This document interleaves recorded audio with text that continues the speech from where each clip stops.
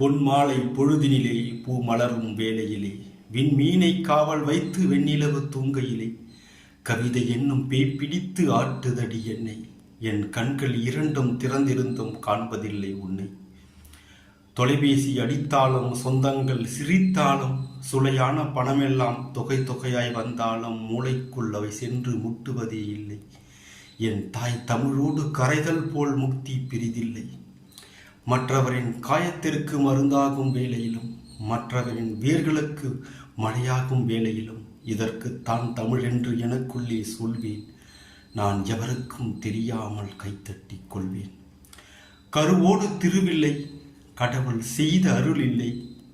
குருவோடு வந்த தமிழ் குடும்பத்து பொருள் இல்லை. காளி வந்து என் நாவில் எழுதவில்லை சூலம். கடுகளவு உள்ளதெல்லாம் காலம் தந்த ஞானம். மொத்தத்திலே ஒதுங்கி முடி வளர்த்த முனிவர்களும் சத்தத்திலே பிதுங்கி தனிமை கொண்ட கவிஞர்களும் காடு சென்று வாழ்ந்ததற்கு காரணங்கள் உண்டு. என் கவி வாழ நானும் ஒரு காடு புகழ் என்று. காற்றாட வனமில்லை, கால் நினைக்க நதி இல்லை, நாற்றாட வயல் இல்லை, நான் எழுத இடமில்லை. சகாராவில் விட்டாலும் தமிழ் குண்டு சேர்ப்பேன். சுடும் தார்சாலை மீதும் ஒரு தாமரையாய் பூப்பேன். சத்தம் அடங்கிவிட்ட சாமத்து வேளையிலே புத்தம் புது தலைப்பு புத்தியிலே உதிக்கையிலே விண்மீனை பந்தாட விரையுதடி எண்ணம். இந்த வெளி எதிலே அடங்கும் என்று தெரியவில்லை இன்னும். கண்ணீரும் வியர்வைகளும் கல்விகளும் கலவைகளும் மண்ணுலகை வளம் வந்து வாங்கி வந்த பட்டறிவும் எல்லாமே கவிதைக்கு எரிபொருளாய் ஆச்சு. என்னை இயக்குவது காற்றல்ல இலக்கியத்தின் மூச்சு.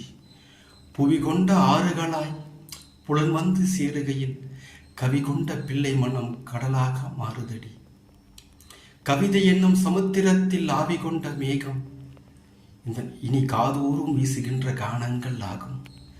சித்தத்தில் சேர்த்து வைத்த படைப்பு தீ என் இரத்தத்தில் ரகசியமாய் எரியுதடி. கட்டையிலும் போகும்போதும் கட்டாயம் சோதி என் கண்களிலே கனலுமடி கவிதை என்னும் ஜோதி. நன்றி.